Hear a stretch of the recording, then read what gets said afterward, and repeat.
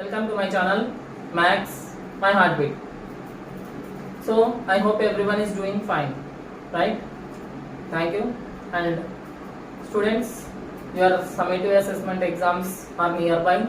So concentrate on your summative assessment exams and try to get good marks. Anyhow, previous 2 years you are not having exams, means you are promoted directly to other classes, I mean your next classes. But now this year you definitely have to write the exam. I hope you are all preparing well for your exams.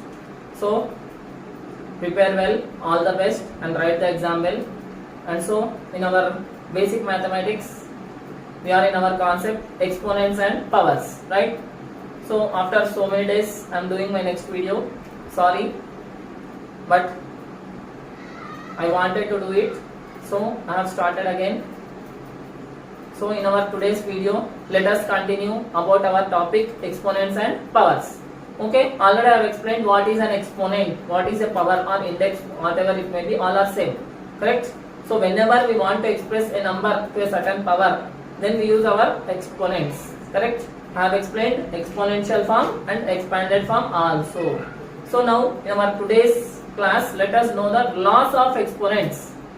Means what are the laws we have to use while doing exponents. Okay, some formulae are there related to laws of exponents. So our first formula is a power m into a power n is equal to a power m plus n. Okay, this is our first formula. What is our first formula? A power m into a power n is equal to a power m plus n. Next formula is a power m whole power n is equal to a power mn.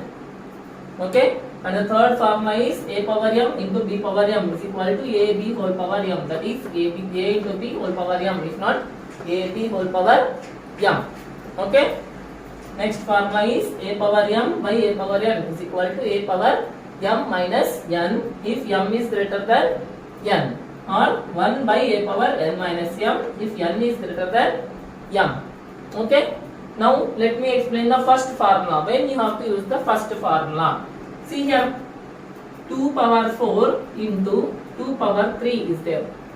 Okay, so already I have explained, no, in 2 power 4 what is the base here? 2 is the base, correct? So what is the exponent? 4 is the exponent here. In 2 power 3, 2 is the base and 3 is the exponent. Means here the base is same for both the numbers, that is 2 power 4 and 2 power 3, correct? So when the base is same and the powers are different and they are multiplied, then you have to keep the same base as it is and simply add the powers. So what are the powers here? 4 and 3. So 4 plus 3 is equal to 2 power 4 plus 3 what? 4 plus 3 is how much? 7, correct? So always whenever we find two numbers with same base and different powers with multiplication sign, then we have to go for addition of the powers by keeping the same base as it is. Understood? That is our first formula. Next, second formula. So what is the second formula? Means two powers will be there. Means one power and whole power other number. Okay? Means 2 cube whole power 5. Okay, so what you have to do? So 2 cube whole power 5 means 2 cube is multiplied how many times here? 5 times. So 2 cube into 2 cube into 2 cube into 2 cube into 2 cube. Expanded form is this, correct? So now we have to use the formula a power m into a power n is equal to a power m plus n. So 3 plus 3 plus 3 plus 3 plus 3. How many times? 5 times. So that is equal to 2 power 3 plus 3 plus 3 5 times. What you will get? 50. Correct? 2 power 15. The same 2 power 15 will get when we multiply 3 and 5. Correct? So always this also we can write as 2 power 3 into 5 is equal to 2 power 15. Correct? So always better to use the formula instead of going this much of explanation, correct? So that's why these formulas are there for us to make our calculation easy. That's why always we have to remember the formulas. If not, our time will be wasted and we will be wasting much of time for simple calculations. That's why whenever formulas are there, we have to use the formula correctly and get the solution for the problem by using the formula, which will be very easy. Understood? So now second formula is a power m whole power n is equal to a power mn. Means by multiplying 3 into 5 I am getting 2 power 15 directly, isn't it? Instead of doing all this calculation this much. Yes, that's why use formula a power m whole power n is equal to a power mn. Okay. Next third formula a power m into b power m. So 5 power 3 into 4 power 3, something like this. Okay. For this also we can use a power m into b power m is nothing but ab whole power m. So 5 into 4 whole power 3. So what is 5 into 4? 20. So answer is 20 power 3. Understood? Next one more formula a power m by a power n. So a power m, right? Let us take numbers here also. I will take 3 power now. 3 power 5 by 3 power 2. Okay. So 3 power 5 means 3. How many times I should multiply here? 5 times, right? 3 into 3 into 3 into 3 into 3 divided by 3. How many times multiplied here? 2 times. Correct? So when I do simplification here, 3 gets cancelled, 3 gets cancelled. Here is nothing but 3 into 3 into 3. How many times 3 is remaining here? 3 times. Is nothing but 3 power 3. Correct? Means this much of calculation I have to do. But if I use the formula, I am getting direct answer, no? So what is the formula? 3 power 5 minus 3 is nothing but 3 power 2. Wait, sorry, 5 minus 2. Okay? Is nothing but 3 power 3. Correct?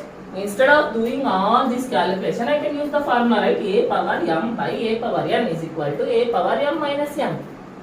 Clear? But when to use 1 by a power n minus m? When denominator is greater than numerator, then you have to use 1 by a power n minus m. When numerator is greater than denominator, then we have to use a power m minus n. For suppose if the case is reverse here. Okay?